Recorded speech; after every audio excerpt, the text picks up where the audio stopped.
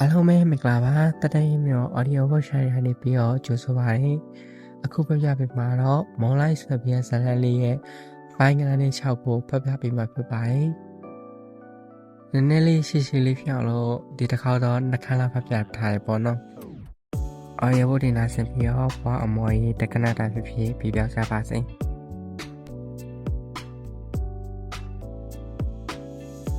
လုံးသားရလာရောက်ပိုင်းကကိုကမိန်းကလေးသဘောမချအောင်လမ်းအောင်စိတ်ထဲမှာဖျားထားမိသွားသည်ဖျားကိုဟန်လဲဂေးနေရတာမဟုတ်တော့ပါဘူးနော်လက်နဲ့ရေကဲကိုကြည့်ပြီးကိုပြောလိုက်တဲ့စကားအတိတ်ဘယ်ကဘလို့တက်ရောက်သွားမှတည်းအကြောင်းဟန်စကားကိုပြင်ကပြောလိုက်ရသည်ကိုဆိုလိုချင်တာကဘယ်မိန်းကလေးကိုမှသဘောမကျဘူးသေးဘူးပွင့်လင်းလင်းပြောမယ်ဆိုချောပါတယ်လှပါတယ်ဆိုတဲ့မိန်းကလေးလောက်ပဲ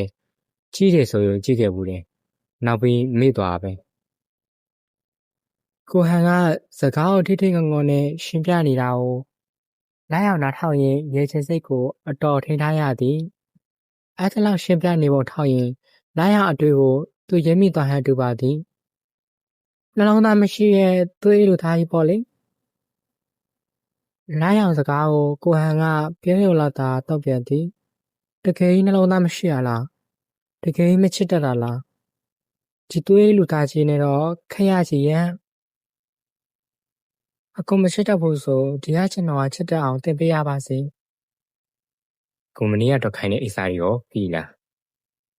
နှစ်ယောက်ရှားကအတော်တန်တိတ်ဆိတ်နေကဟန်နီယာခက်လာတော့ကြောင့်ခေါင်းထဲရှိရာမေကွန်းကိုကောက်မိလိုက်သည်ဟမ်ကိုကမနီးကဘာရင်သားမှမပေးလိုက်ပါဘူးပြဿနာဖြစ်တော့စားလက်ခဏပဲတင်လာရပြီဘာရင်သားမှမပေးလိုက်ဘူးလေလိုက်အောင်ပြောမှဟန်ပြန်တွေးမိသည်သူပြောမှဟုတ်သားဆိုပြီးစိတ်ထဲမှရေရွမိသည်ဟန်တယောက်သူ့ဘာသာသူမလုံးမလဲဖြစ်ကနှာခေါင်းထိတ်လေးကိုသာလက်ညှိုးနှင့်ကုပ်နေလိုက်သည်ဟဲ့အောင်လိုက်အောင်မခက်မင်းကခဏဆိုပြီးပျောက်သွားတာငါ့မှာလက်ရှာလိုက်ရတာတပ်ပိုင်ကသူတို့နောက်မှပြေးလာပြီးလိုက်အောင်ကြောကုန်းအားပုတ်ရင်ပြောလိုက်သည်ပြန်တော့မလားလိုက်အောင်ရဲ့မိဖို့အစိုးတွင်လေးသက်ကသူ့အမနှင့်နောက်မှပါလာသည်လေးသက်အမကလိုက်အောင်အားကြည့်ရင်ပြုံးပြလာသည်မို့လိုက်အောင်လည်းအလိုက်တိစွာဖြင့်ပြန်ပြုံးပြလိုက်၏ဟင်းကြီးချစ်စရာလေးရောလေးသက်အမ၏စကားအောက်တွင်အကုန်ဆွားကုန်ကြရသည်ညီလေးမဟုတ်ဘူးစာတင်ပေးနေတဲ့ခေါင်းလေးဟန်ကလေးတန်းရေးဖြင့်ရှင်းပြသည်လိုက်အောင်ကတော့ကိုဟန်းအားဟန်းဆိုပြီးတစ်လုံးနဲ့အဖျားခေါ်လိုက်တဲ့ဖြင့်ထိုအမအားတိတ်မကြည်နဲ့နိုင်ယောက်ျားလေးထံမဲ့မိန်းကလေးတစ်ယောက်အားမနာလိုတင်နေသည်မှာလူကြားလို့မကောင်းတာသိပေမဲ့လိုက်အောင်စိတ်ထဲ၌အခဲမကြည်မှုများသည်မျက်နှာတွင်ပေါ်သွားဟန်တူသည်ဒါကိုအလိုက်တီးတဲ့လင်းတက်ကငါမှရည်စားရှိတယ်သူတော်စကားလျှောက်လိုက်အောင်အနေနဲ့များတော့စိတ်ရေးသွားသလိုပါပင်အားလုံးထိုနေရာမှအရှိုးလမ်းခွဲခဲ့ကြသည်ကိုဟန်နှင့်အမသိန်းနေစီကတော့အတန်းပြတ်တက်ကြကလိုက်အောင်တို့တငယ်ချင်းသုံးဦးကတော့မန္တလေးမြို့ကိုဖျက်စီစဉ်ကြသည်ငါညီဝကိုအကြောင်းရှုရအောင်မင်းသူ့ဖေနဲ့အမေကဒီနေ့ရုံးမှာမီတင်ရှိလို့တဲ့အိုက်ကလေးကိုကျိုးမဲ့တောင်းဝင်ကငါကောင်းမော်ရောက်နေလို့သူ့ကိုကျိုးအိမ်ပြန်ပြီးမှလမ်းတလားချတာပေါ့လင်းတဲ့ပြောကိုကျန်နှစ်ယောက်ကခေါင်းငိမ်ရုံသာတုတ်ပြန်ကြသည်ဒီလိုနဲ့ကားကိုကြောင်းရောက်ဖို့ရအတွက်အချိန်တော်တန်ကြာမောင်းလိုက်ရသည်ကျောင်းကိုရောက်တော့လေသူတို့ကျောင်းဆင်းပြီးအချိန်ထက်နိုင်ဝက်လောက်စောနေသေးသောကြောင့်သူတို့သုံးသာကျောင်းဘေးကကော်ဖီဆိုင်တွင်ဝင်ထိုင်လိုက်ကြသည်လင်းတဲ့နဲ့တပ်ပိုင်ကတော့ကော်ဖီတစ်ယောက်တစ်ခွက်တောက်ကြပေမဲ့လိုက်အောင်ကတော့ကော်ဖီကိုခါလို့မတောက်နိုင်တာကြောင့်နွားနို့သာမှားလိုက်သည်အဖေသားလေးကနိုးနှံတော့မစင်သေးဘူးပဲတပ်ပိုင်စကားကြောင့်လိုက်အောင်ကခုံမော်ရှိတ िश ူပေါင်းနှင့်ကောက်ပေါက်ရန်ရွေးလိုက်သည်မင်းကြီးလေးကဘယ်နဲ့တက်လဲ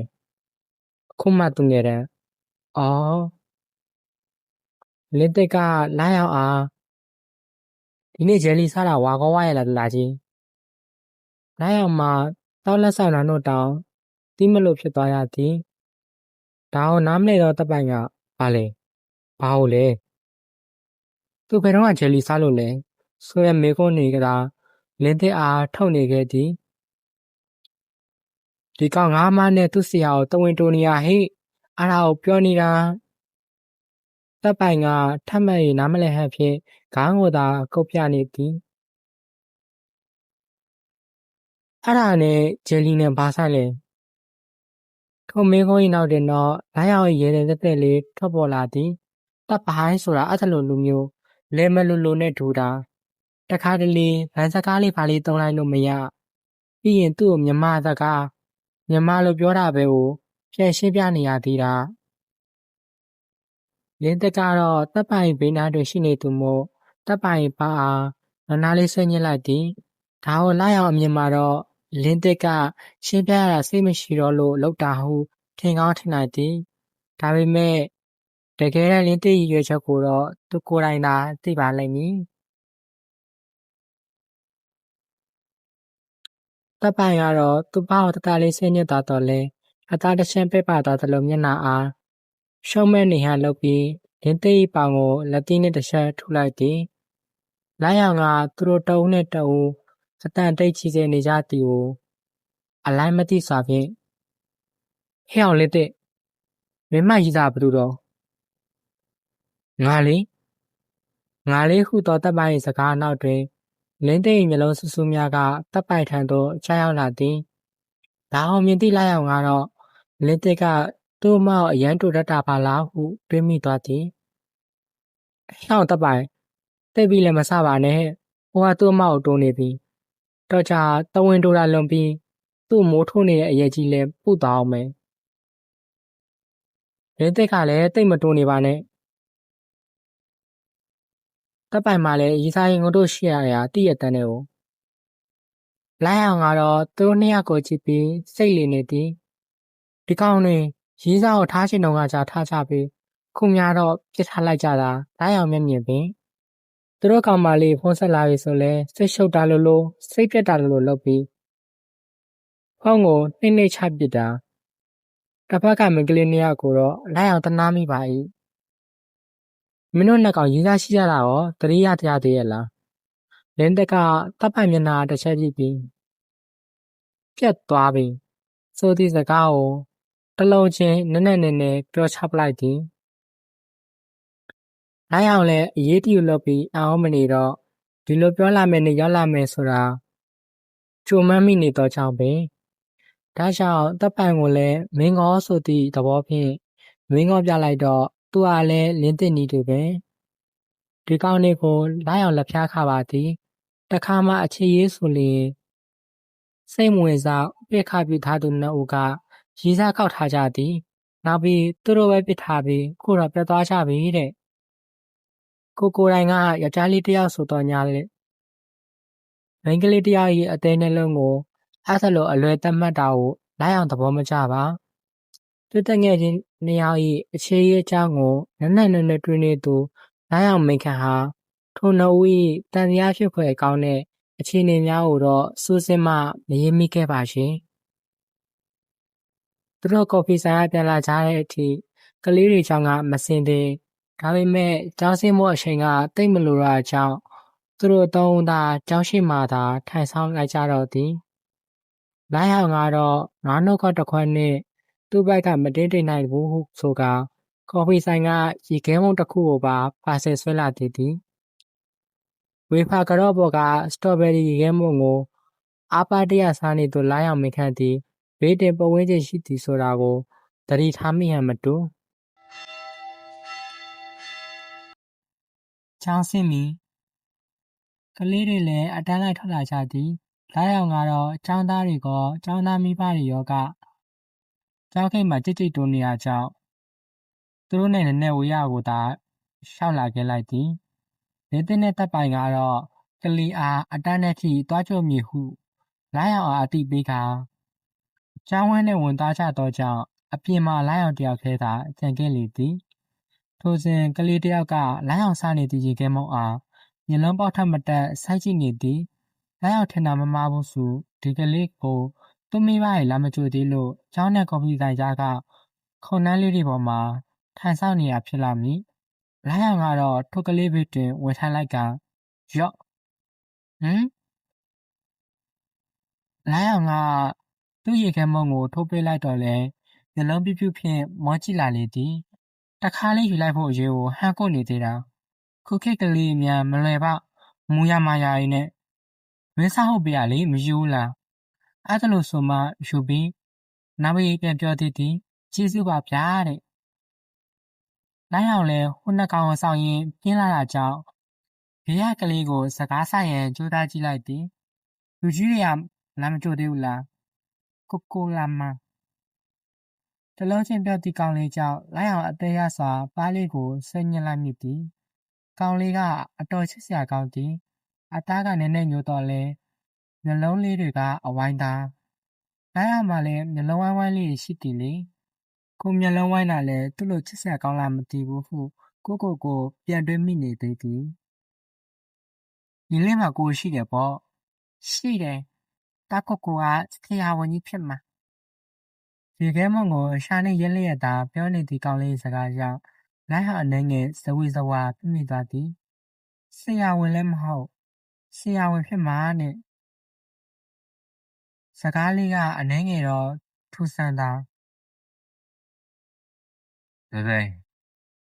ဆွေဆိုသည့်ခေါ်တဲ့ကြတော့ဘေးရကောင်းလေးရဲ့မျက်လုံးတွေကဝိုင်းလျက်သားဖြစ်သွားကမျက်နှာလေးပေါ်တွင်လည်းပြုံးရောင်လေးတန်းသွားသည်အတန်လာရကိုထိုကလေးနီးတူလိုင်းအောင်လှည့်ကြည့်လိုက်မိတော့ကိုဟန်ဟန်တယောက်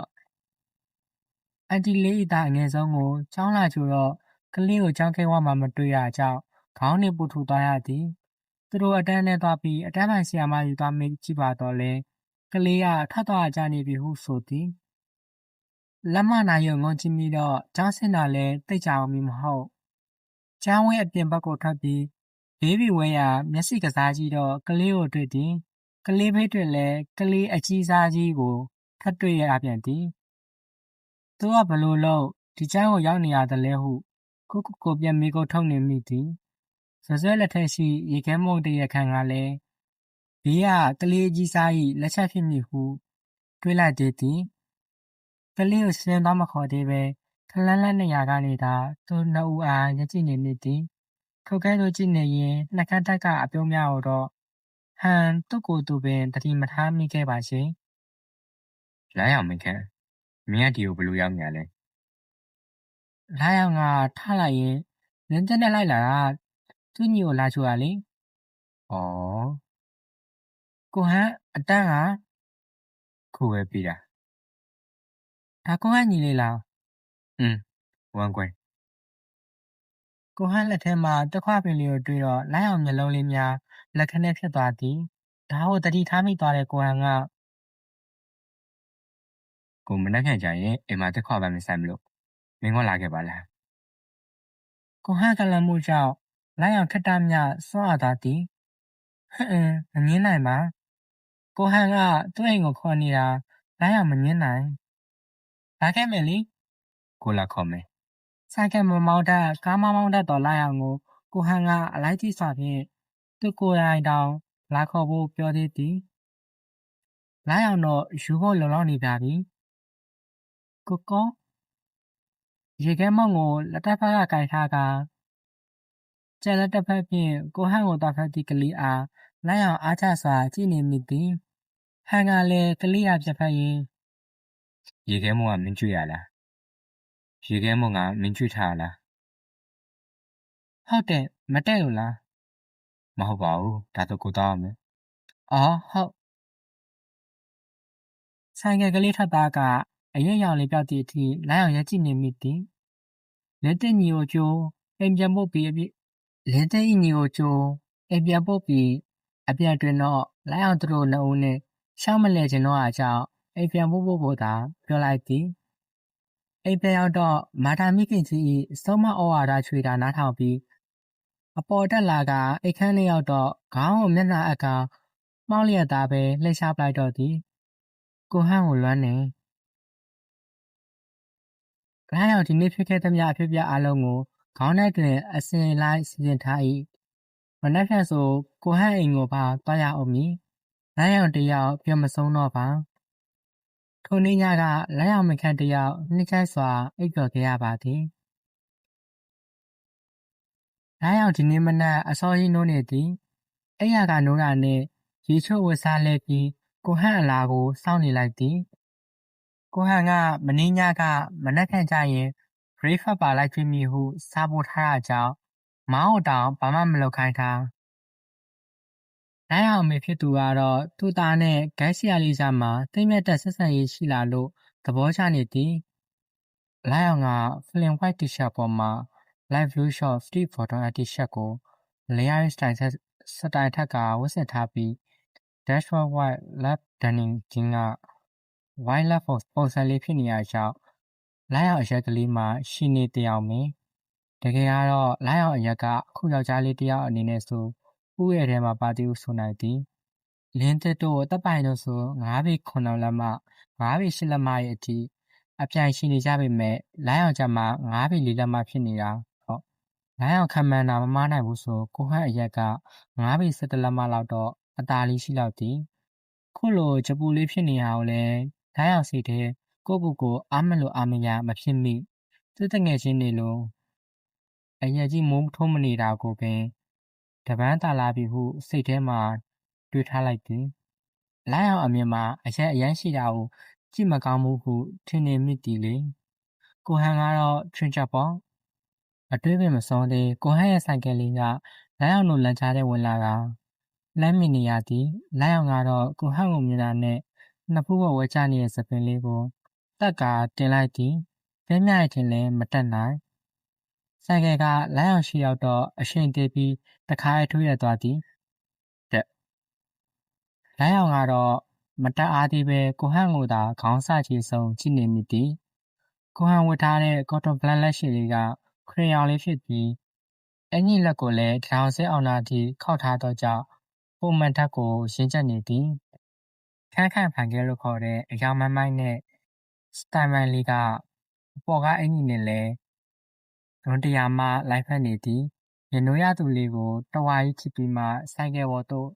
တက်ခွာလိုက်သည်ဒါနဲ့ဆိုကိုဟန့်ဆိုင်ကယ်ပေါ်တက်စီးဖို့ရာနှစ်ခါရှိပြီဘာစားမလဲရတယ်ကျွန်တော်ကဘာနေနေစင်ပြေ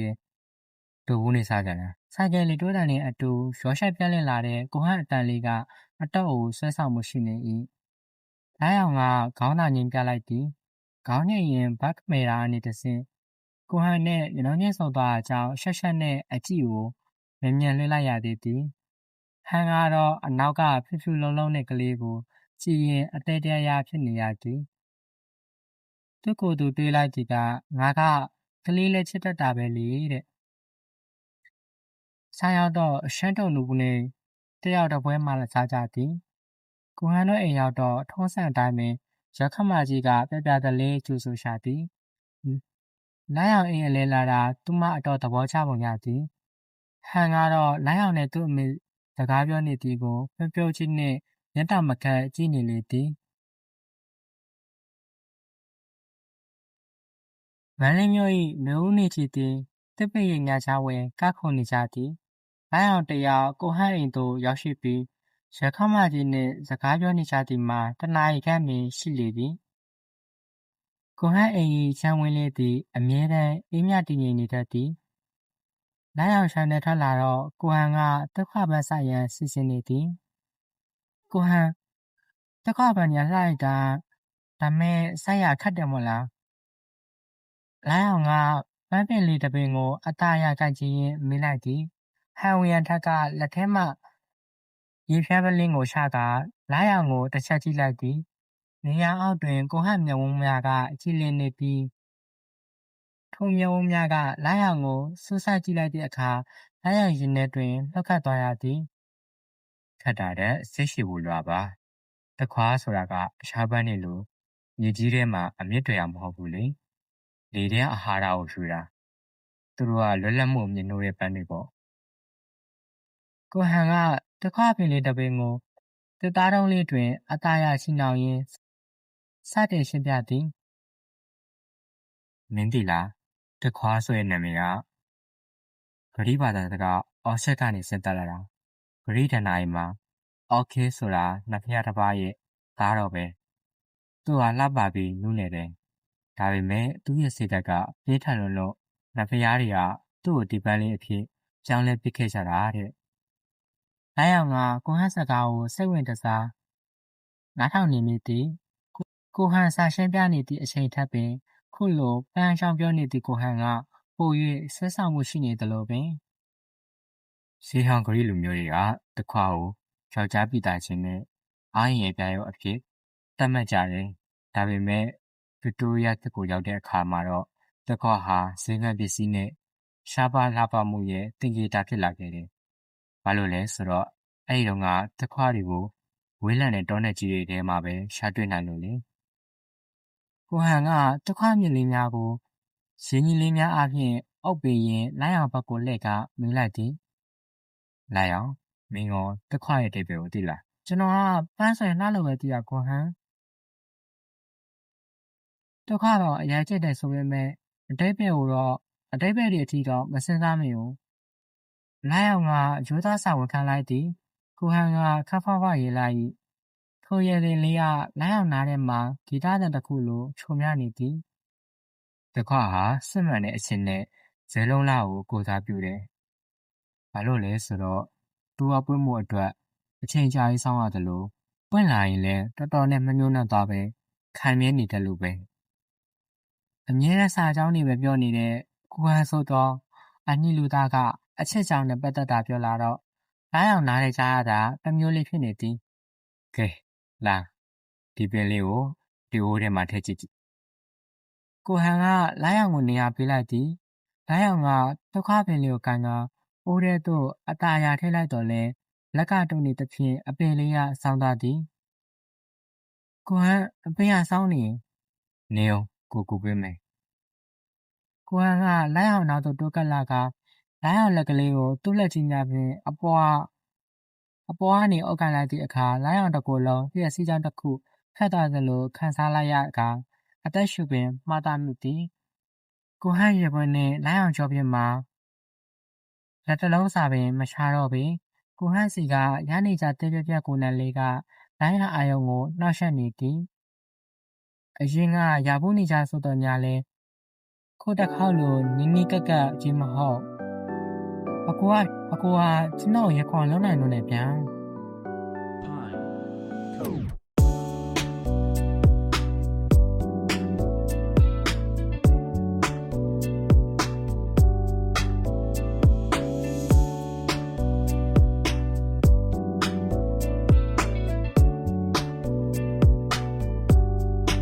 လုံးသားရလာအောင်အပိုင်လျှောက်2018ခုနှစ်တကြံကာလနေဦးကပါတကူးလာဝဲဗရဝါတို့ပွင့်ဖူးကြွကြမြမရိုရာအတာတကြံအခါမရမြမတက္ကရေ1389မှ1380သို့နေဝီအလားဆုံးတကယ်သားဖြစ်သောဗရောက်ရနတ်တို့လေနူအေးအေးနှင့်အတူဝေးပြန်လာချိန်တွင်မြမတို့၏အထွတ်မြတ်ထားရဆုံးနှင့်အစီကားဆုံးဖြစ်သောအတာတကြံပွဲတော်သည်ရောက်ရှိလာခဲ့ပြီဖြစ်ပါသည်တကြံပွဲတော်၏အစသည်ဗုဒ္ဓဘာသာနှင့်ရှေးဟောင်းတဏ္ဍာရီတို့ရောရှက်နေသောရှေးဟောင်းပုံပြင်တစ်ခုမှမြင်ကြားခံသည်ဟု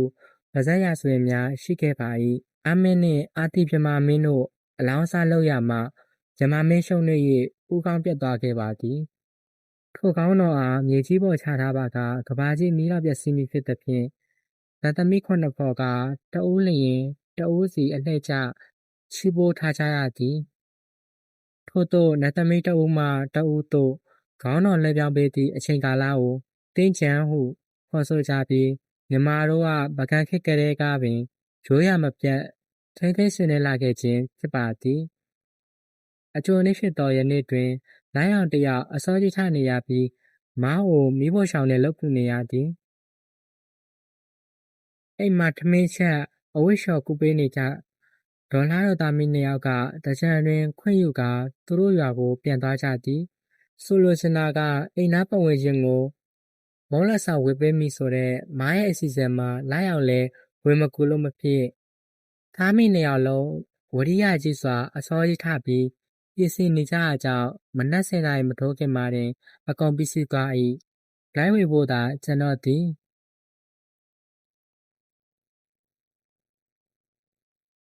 ရွှေဆိုလိုအသေးဆွေအောင်လောင်းလီ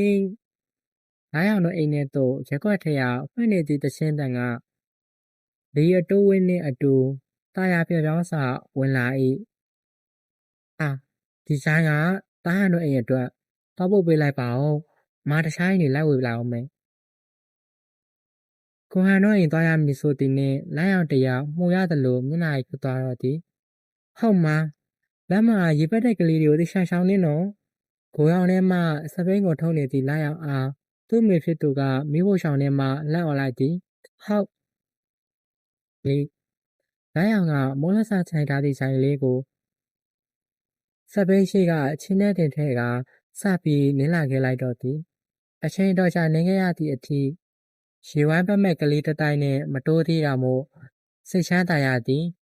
ကိုဟန်တို့အိမ်နှင့်လိုင်းအောင်တို့အိမ်ကတိတ်မဝေးဟုထင်ရတော့လေတကယ်တော့စပိန်နဲ့နေပြီးသွားတော့တော်တော်နဲ့မရောက်နိုင်ရောက်ခါနေကိုဟန်တို့လမ်းကြားထဲကိုဝင်ရအကွေ့မှာပဲစောက်ကလေးတွေအနှံ့တက်တဲ့ဟိုမှာလာပတ်သောကလေးတစ်တိုက်ကိုအတန်တိတ်ကျင်စဲလာ၏မျက်စိတွေကိုလည်းရေတွေအကုန်ဝင်လာကြောင်းလမ်းအောင်ရှိကိုကောင်းကောင်းမကြည့်နိုင်တော့လမ်းမှာလည်းမြေသားဖြစ်နေကဂိုင်းခွက်တွေနဲ့အတော်ဆူအပ်ကြောင်းလမ်းအောင်စပိန်လည်းရိုင်းပြီးဘေးကိုပစ်လဲတော့သည်ကြီးကတရားမင်းကြီးခမညာဆဲတဲ့ကျွန်တော်ကိုခွင့်လွှတ်ပြီးကျွန်တော်ကိုရေလာပတ်တဲ့ကလေးတစ်တိုက်ကိုသာနာမည်စင်းနဲ့ထဲမှလိုက်ပါခမညာလိုင်းအောင်ကစပိန်ကမြေကြီးရဲ့တွင်လူလိမ့်နေ၏လိုင်းအောင်ညာဘက်တောင်စစ်ကတော့တော်တော်လေးပုံမဲ့သွားက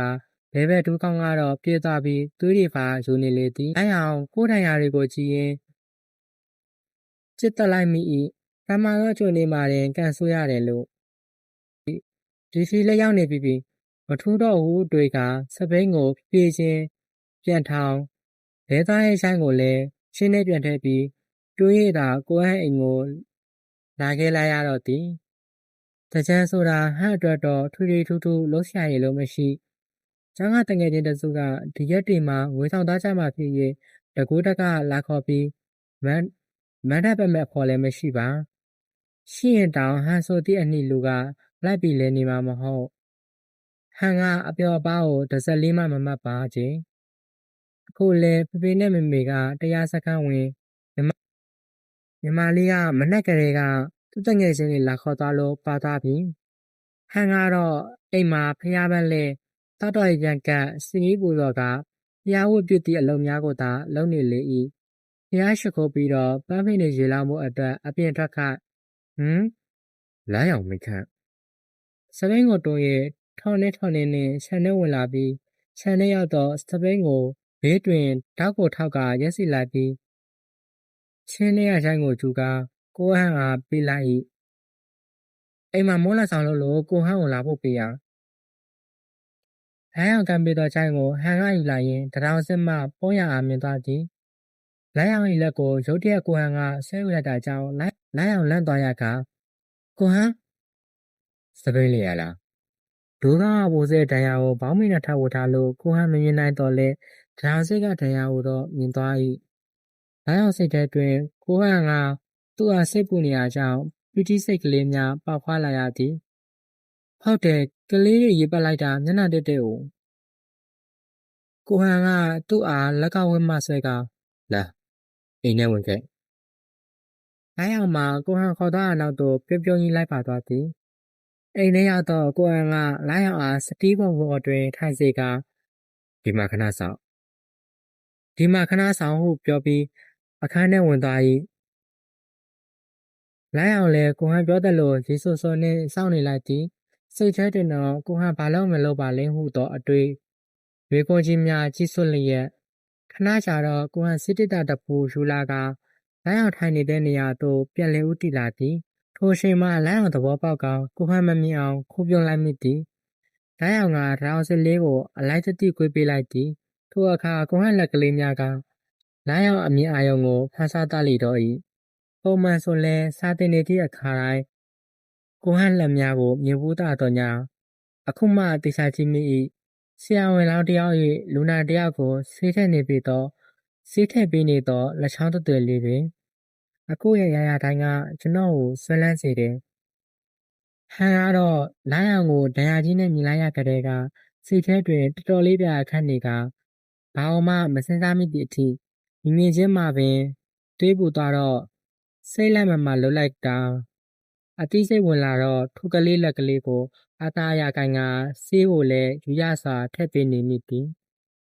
လိုင်းအောင်လက်ကလေးကလည်းမွေးကင်းသားကလေးတွေရဲ့အသားရည်တစ်ခုအလားလူညံ့ဤဆက်နေကခိုင်ခိုင်းရင်တောင်ပြန်မလွတ်ပေးခြင်းသည့်အထိပင်မကောင်းသည့်အတွေးစိုးများကိုဟန်ဖြောက်ပြီးဆေးထည့်ပေးသည့်အလုပ်ကိုသာအာယုံပြဆက်လိုက်၏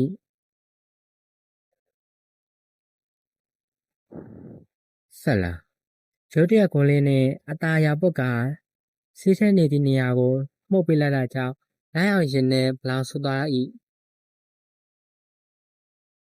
ဘာလို့နေရလဲကိုဟန်ရဟာမဆက်ဘူး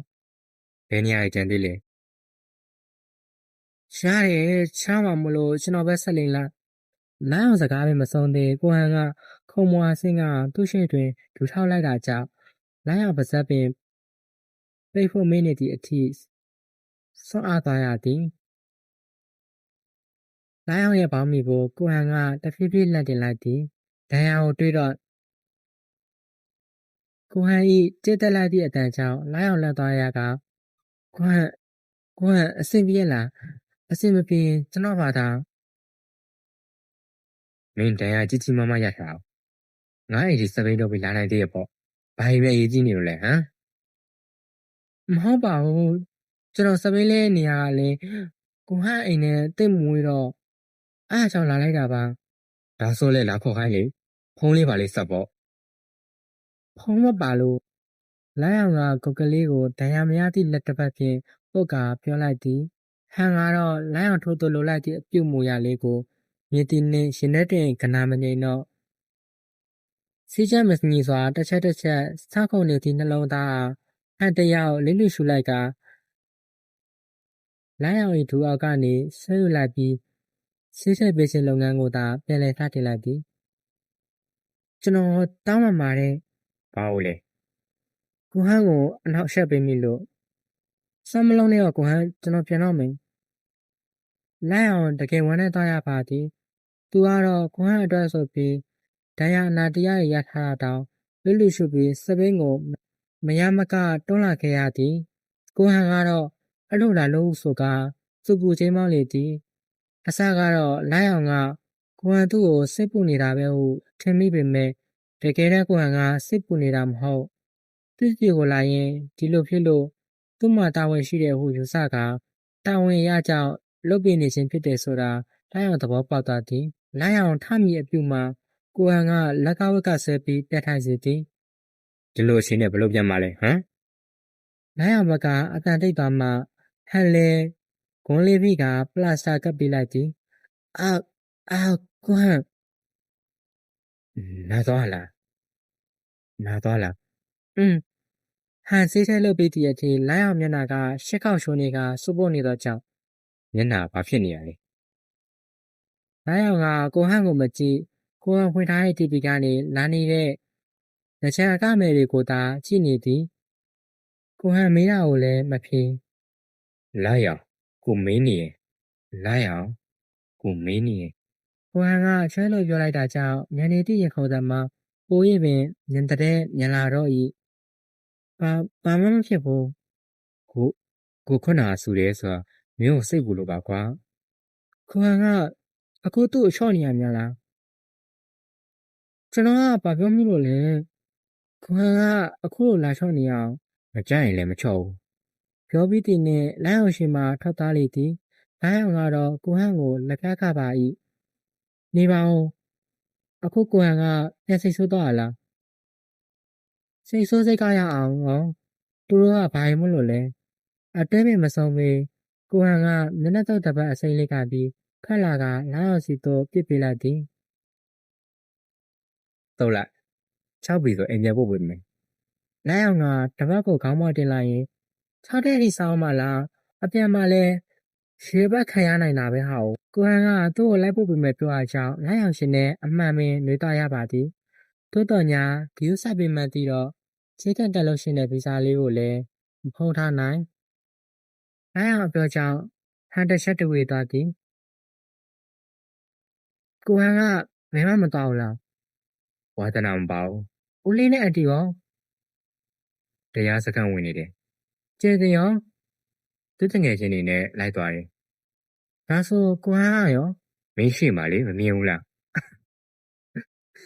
ကိုဟန်ဒီလိုတစ်ခါမှခက်ရွရွမပြောဘူးတော့ကြောင်း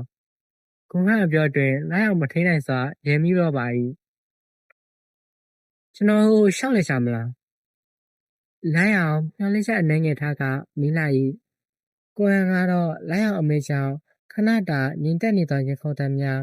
ပြန်လည်မြင်ဆက်လာတော့သည် မလဲချင်ပါဘူး အိမ်ထဲကြီးမှာနေတော့ပြင်းစရာကောင်းတာပေါ့လာပါသွားရအောင်ပါလိုင်းအောင်ကထိုင်ကုန်ပေါ်မှာရိုင်နဲ့ထားလိုက်ပြီးဟက်လက်မောင်းလေးကိုသူ့လက်နှစ်ဖက်ဖြင့်ဆွဲလုတ်ကမျက်လုံးအဝိုင်းသားလေးများဖြင့်ကြည့်ရင်ပြောလာ၏ဟန်မလွန်ဆန်နိုင်တော့ဘာကြောင့်ရဲ့လို့ရေရမသိထိုကလေးရွှဲနဲ့ကပြောနေသည်ကိုဘာကြောင့်ရှင်ထဲတွင်အသက်ရနေသလိုဖြစ်နေမိသလဲသူမပြောတတ်ဟဘဝမှာမမိန်ကလေးဘယောက်ျားလေးဘသူ့အမဒီလောက်ဂယုတဆိုင်မကြည့်ခဲ့ဘူးပါလိုင်းအောင်ကတော့ထိုထဲတွင်မပါဝင်ခဲ့လိုင်းအောင်ကတော့ခေါင်းလေးမော့နေကဟန်ကတော့လိုင်းအောင်မျက်နှာဘက်သို့ခေါင်းအောင်ငုံထားသဖြင့်မျက်နှာချင်းမှာတစ်ထွာလောက်ပင်ချတော့၏ကော့စင်နေသောမျက်တောင်ရွှေတွေရင်းမျက်တောင်များဖြင့်အပေါ်အပေါင်ခတ်ထားသောမျက်လုံးဝိုင်းလေးတွေနှစ်ဖူးပေါ်တစ်စုံတစ်စဝဲရနေသောခတ်ဆဆူဆန်သားလေးတွေနောက်ဆုံးဟန်မျက်လုံးရောက်သွားမိသည့်နေရာထိုနေရာထိုအဖူးအငုံကလေးကိုကြည့်ရင်ဟန်တရွေးမြူချလိုက်ပြီး သွားမယ် လိုင်းအောင်ရဘက်ကိုအနောက်သို့သာတွန်းကပြောလိုက်သည်ယေအဲ့လိုလေစကားလားအောင်စမှာကိုဟန်ရဒီလိုနဲ့လိုင်းအောင်တို့ရေဘက်ခံထွက်လာကြသည်ဆိုင်ကယ်နဲ့မဟုတ်ပဲလမ်းသာရှောက်လာလိုက်ကြသည်ဆိုင်ကယ်နဲ့ဆိုမျက်နှာကိုရေပတ်ခံရတာနဲ့ဆိုင်ကယ်မောက်မှာဆိုပြီးဟန်ကဆိုင်ကယ်နဲ့လိုက်မပို့ပေးခြင်းပင်လိုင်းအောင်ရဲ့အမေကိုတော့ဟန်ဖုန်းနဲ့ဆက်ပြီးအတိပေးခါသည်နေဦးရဲ့ပူရှင်ကမန်းလေးနတ်မြို့တခြားမှာအရှင်အောင်နဲ့မြင့်တက်နေပေမဲ့မြို့သူမြို့သားများရဲ့ရှင်ထဲမှာတော့အေးများရဲ့ကြံမိုးကိုဖျော်လင့်နေကြ၏ဘရာဘတ်နဲ့တစ်တစ်လေးကလီထဲမှာပြန့်လင့်နေသလိုလိုင်းအောင်တယောက်လည်းဒီနေ့တကြံအတွက်ရင်ကုန်တန်းနေစူညံနေသည်မှာခွန်နဲ့အတူလက်ပတ်နေရတာမို့လို့ပါပဲမန်းလေးကျိုးဘက်ရောက်တော့ရှေပတ်ခန့်ကားတွေဆိုင်ကယ်တွေနဲ့စီကားနေပြီဖြစ်သည်တူပိုတန်စင်တွေကမြို့တခွင်ဟိနေသလိုငွေဗလားနဲ့ရေပတ်သူပိုက်နဲ့ထိုးပြေချာမှာလိုင်းအောင်တို့နှစ်ယောက်လဲဆွဲဆုံနေပြီရေတွေကိုပေါ်သို့ကျလာတိုင်းလိုင်းအောင်ကလေးတယောက်လိုပျော်မြူးနေသည်ကိုဟန်ကတော့မျက်နှာလေးရှုံးမဲ့သွားတော့လဲလိုင်းအောင်ကိုတော့မတိမတာကောက်ွယ်ပေးထားတတ်သည်လူအုပ်ကြားမှလိုင်းအောင်လွတ်မသွားအောင်ကိုဟန်ရဲ့လက်တစ်ဖက်ကလိုင်းအောင်လက်ကိုခိုင်မြဲစွာဆုပ်ကိုင်ထားသည်ထိုအထီးတွေကအင်းမြရီဆက်တွေကြားမှာလွေထွေးရဲ့လျက်စီးကြောင်းတစ်ခုလိုလိုင်းအောင်ရင်ကိုလှောက်ခတ်စေသည်အေးလာပြီကိုဟန်ရဲ့မန်းတဲ့တစ်ခုပြီးတစ်ခုရှိတွင်သွားရက်ကခုံပေါက်လို့ဝမှထိုစကားတံထွက်လာ၏တကယ်လေးလိုင်းအောင်ချမ်းနေတာပါနှကန်းနေဆိုဖြူပြပြတွေဖြစ်နေပြီးအောက်နှကန်းဆိုတိတတာတွန့်လို့နေသည်ဟန်ကလက်တက်ဘက်ဖြင့်လိုင်းအောင်၏လက်မောင်းကလေးကိုပွေ့ဖက်ထားလိုက်၏လိုင်းအောင်ရှင်ထဲတွင်တော့ကြလိမင်းဖျားတော့မှာပဲလိုက်အောင်ငါတို့ပြန်ကြမလား မပြန်သေးပါဘူးကိုဟန်ကလည်းပျော်ကြရအောင်လိုင်းအောင်ကရေပုံးထဲမှာရေတွေကိုခွက်နဲ့ခတ်ပြီးကိုဟန်မျက်နှာကိုအသာရပတ်လိုက်သည်ကိုဟန်ကမျက်လုံးလေးများမိတ်သွားပြီးမှလိုင်းအောင်ကိုမျက်စောင်းလေးထိုးကြည့်သည်ဒါပေမဲ့ထိုမျက်စောင်းထဲမှာအမျက်ဒေါသထက်ရီယူနာတမှုတွေကပိုနေတာကိုလိုင်းအောင်သိပါသည်ဖိုက်စာပြီကိုဟန်ဟိုမှာမုံလုံးရေပေါ်တွေကျွေးနေရင်ကျုံးဖရမတ်တစ်ခုမှာစတူရီယာကျွေးနေအောင်မြင်တော့လိုင်းအောင်ကကိုဟန်လက်ကိုဆွဲပြီးပြေးသွားတော့သည်မုံလုံးရေပေါ်ပူနွေးလေးတွေကိုထညက်ခဲလေးနဲ့အတူစားရတာကတကြံရဲ့အရသာအစ်စ်ပင် လိုင်းအောင်ကသသူရီတာမတ်တက်တဲ့ရှိအန်တီတအုပ်စီမှထပ်ပေါ်တင်ထားသောမုံလို့ရီပေါ်နှစ်ပွဲကိုလှမ်းယူလိုက်သည်ရော့ကိုဟန်ကချက်ချင်းမြူသေးပဲလိုင်းအောင်ကိုကြည့်နေမိသည်ဒီကလေးဟာသူ့လို့ရှင်တာလုံနေရရင်တက်ကြွနေသည်မှာနှစ်ယောက်မရှိပင်ကိုဟန်မစားဘူးလားစားမှာလိုင်းအောင်လက်ထဲမှာမုံလို့ရီပေါ်ကိုဆွဲယူလိုက်ရင်နှလုံးလိုက်ကိုတခါတည်းပါစက်ထဲထည့်ပလိုက်သည်နေဝရိုး၏အချိန်ရောက်တော့အကျုံးပေးရရေဘက်ခံမန်တက်တရဲ့အတန်ကတဖြည်းဖြည်းဝေးကွာသွားခဲ့ပြီလိုင်းအောင်နဲ့ကိုဟန်တို့နှစ်ဦးစလုံးမှလည်းတကူလုံးရွှဲရွှဲဆိုနေပြီးအေးစိတ်နေသောအထီးတွေကြောင့်ရှမ်းတုံနေကြသည်သသူရီတာကိုစားပြီးနှစ်ဦးသာပြန်လာကြတော့သည်ကိုဟန်အိမ်ကိုရောက်တော့ကိုဟန်ကလိုင်းအောင်ကိုတစ်ဆင့်အိမ်ပြန်ပို့ပေးရန်ဆိုင်ကယ်ထုံးနေသည်လိုင်းအောင်မှာတော့ရှမ်းလုံးလုံးလှုပ်ပင်မလုံနိုင်တော့ကိုဟန်အဝတ်စားလဲရင်လဲအောင်လေမလဲတော့တက်ကိုဟန်ကဆိုင်ကယ်ကိုမြို့ထဲလမ်းကြားလေးတစ်ခုအတိုင်းဖြည်းဖြည်းချင်းမောင်းနေလာစဉ်လမ်းဘေးကမတ်တပ်အသေးလေးတစ်ခုရှိမှလူစုလူဝေးတစ်ခုကိုတွေ့လိုက်ရသည်ထိုလူစုထဲတွင်ဘီယာပလင်းကိုစီနှင့်အရက်မူးနေသောလူငယ်တစ်စုကတချင်းရနေကိုအော်ဆိုရင်ကခုန်နေကြသည်ဆိုင်ကယ်ကထိုလူအုပ်နာကအဖက်ဟေ့ကြည်စမ်းမအောင်ဟိုကောင်လေးကချောလိုက်တာဆိုင်ကယ်နောက်ကကောင်လေးကရှယ်ပဲဟိတ်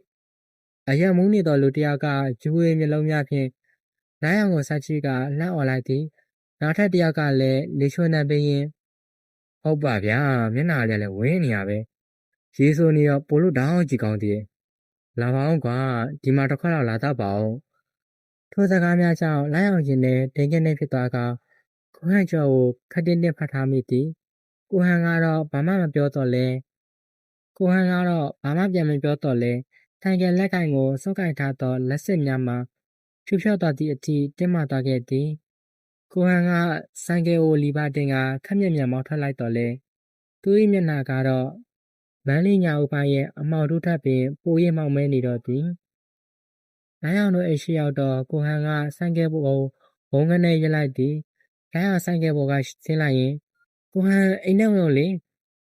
မဝင်တော့မင်းအိမ်ရောက်ရင်နည်းနည်းသေးလေးနေရောဟုတ်ကိုဟန်ဆိုင်ကယ်လေးမောင်းထွက်သွားပြီးအတန်ကြာသည့်အထိလိုင်းအောင်ငေးကြည့်နေမိ၏ဒီနေ့တစ်ဆိုင်ကတော့လိုင်းအောင်ဖြတ်တန်းပူသမျှတစ်ကြံနေထဲမှာအပြော့ဆုံးပြောနိုင်ပါ၏